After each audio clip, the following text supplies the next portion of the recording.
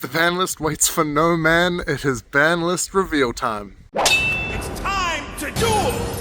What's up guys, I'm on location at my wife's parents' place and the ban list has come out. So in true New Zealand Yugioh fashion, we're doing it live. So I'm going to go over what has been changed for the September 2025 Yugioh format, and there are a lot of changes, so let's just get straight on into it.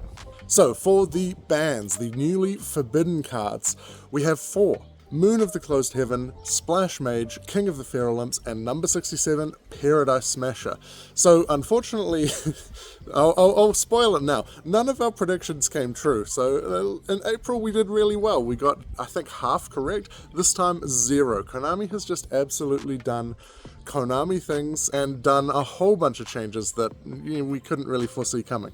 So first off, the Moon hit. A lot of people are probably going to think this is quite good. It does stop any deck bridging into Fiendsmith, which is quite nice. I mean, you've still got abilities to do it, right? You can still go through Exciton Knight or just normal summoning White Dust on, but it does mean that 2 random monsters that you chuck on the board don't just automatically mean Moon into Requiem into full Fiendsmith combo. So I think this is fine. Moon should have been probably hit a little while ago when Fiendsmith Snake Eye was a bit more of a problem, but it's still an okay hit and, one that I'm not too upset about. Next up, Splash Mage and King of the Feralymphs. I'm kind of looping these ones together because Splash Mage is obviously a hit for Malice and King of the Feralymphs a hit for Ryziel, particularly Ryziel Mitsurugi, and so they're kind of in the same vein because those were the 2 top decks from basically last format, right? They've both kind of been eclipsed by the Justice Hunters decks. They're good hits, but are probably a little bit more effective had they come earlier, but we'll take it. I think Splash Mage is a really good hit for stopping the extension, and obviously King of the Feralymphs is a great hit because it stops Ryziel bridging into Mitsurugi. And then finally, number 67, Paradise Smasher.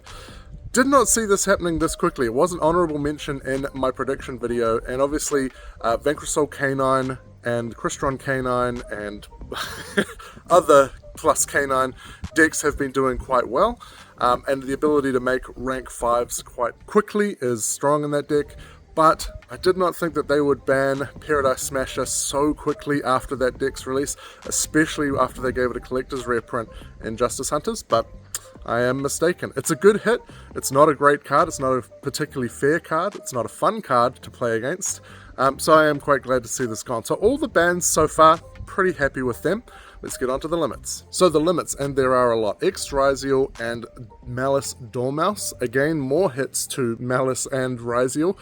They're really drilling those decks into the ground, it seems like. So yeah, I mean, it's a hard argument to be able to play those decks in this Justice Hunters format now. So we'll see how they do, but I would say for the moment, it's seeming like those decks are kind of done. Then the limits to Vanquisol, Raisin, and Stake Your Soul. So huge consistency hits to Vanquisol. Obviously Raisin's the Searcher, Stake Your Soul specials from deck. It's going to make it a lot harder to get to those key combo pieces now.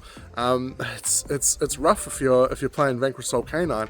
They really went hard on that deck. I guess that's what happens when you win Worlds. RIP. Then we have some unbans. Fiendsmith Lacrima, Link Karibo, Summon Sorceress, and Zodiac Trident. Obviously Lacrima coming back because of the change to the time rules. That was pretty easy to see, as I mentioned in my time rule video. Link Karibo is an interesting one that really did play a big role in the Snake Eyes format. It's going to be interesting to see. At 1, I think, did it go to 1 before it was banned? I think it did, from memory. It's going to have some niche applications, but given that Snake Eye is not so powerful with OSS still banned, I think it's probably okay at 1, but we'll have to watch this space. Summon Sorceress, of course, not really doing too much in the OCG after the errata, and I don't really see it doing heaps in the TCG either, so this is probably just starting to clean up that off the list. And Trident, I think, has also been unbanned on Master Duel and maybe the OCG as well, so also, like, the Zodiacs can probably start to come back and not really do too much.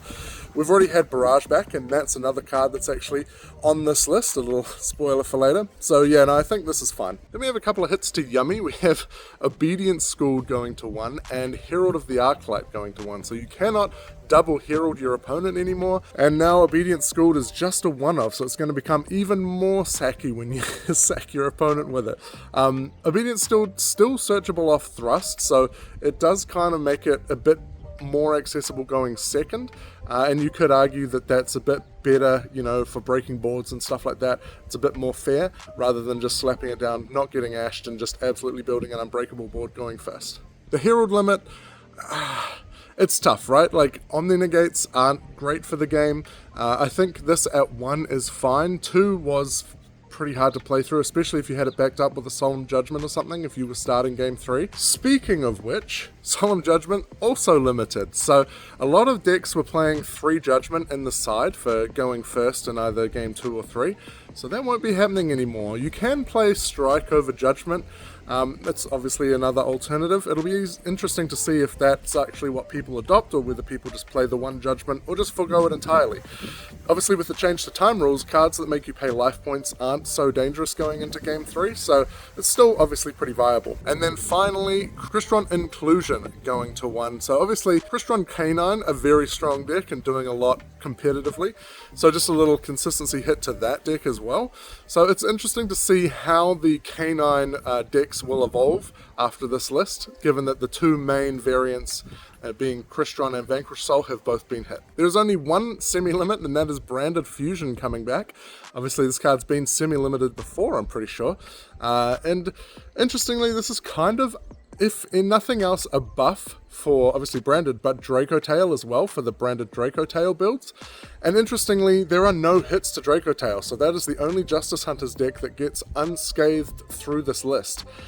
So could be the new best deck going into this format. Alright, unlimits, and there are a bunch of these as well.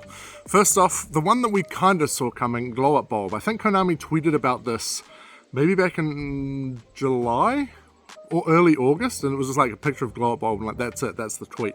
So this was pretty foreseen. Is it going to do much? I mean, plants specifically aren't really doing a lot. Hulk's been gone for a while, so it's not like people can summon it off that. Yeah, I mean, it's a tuner that you can use twice. Is that incredible these days? I don't know. Maybe in Killer Tune or something like that, but we'll just have to see. Then Masterpiece going back to 3. This, yeah, I mean, anyone could have seen this happening, right? It's done nothing at 1. Going to 3 is fine. Yeah, I don't have a problem with this. Morphing Jar also to 3. Clean up that list, baby. There's a lot of stuff in these unlimits that are just cleaning up cards that shouldn't be on the list anymore. Along with Phantom Skyblaster. I think this was banned for time rules as well, so getting this off the list is fine. Then we got Snake Eye, Ash, and Poplar. Without OSS, the ceiling for Snake Eye is a lot lower, so bringing Ash and Poplar back is kind of fine. They can't bridge into Fiendsmith anymore through Moon, so yeah, I don't have a problem with this. Dragonic Diagram also coming back to 3, so this partners with the Masterpiece, I guess. There was more Draco Slayer support confirmed, right? I think. Am I misremembering that? Am I just making that up? No, I think there was. So there's probably an aid to sell that, but yeah, I don't really see it doing too much in the meantime, but also I could just be making up that there's more support. Then we got Lightning Storm coming back to 3, so they took away 2 Judgments and gave us back a Lightning Storm for the side deck. This does make going second a little bit better. You're more likely to see that 3rd Lightning Storm in your opener. Honestly, I don't have a problem with that, right? Going second is quite hard. Like, obviously going first is where you want to be, so giving us a little extra tool in our belt for going second, I think, just makes a lot of sense. And going second decks like Tempai aren't really in the meta anymore, so we don't need to worry about that, like being super overpowered with multiple extra storms. So I think this is okay. And then finally, Zodiac Barrage going to 3. Yeah, this has done nothing at 1. It's going to be interesting with Trident coming out, whether that will help it do anything more, but I think this at 3 is fine. It's obviously just very slowly introducing the Zodiac stuff back into the game, all the stuff that was banned.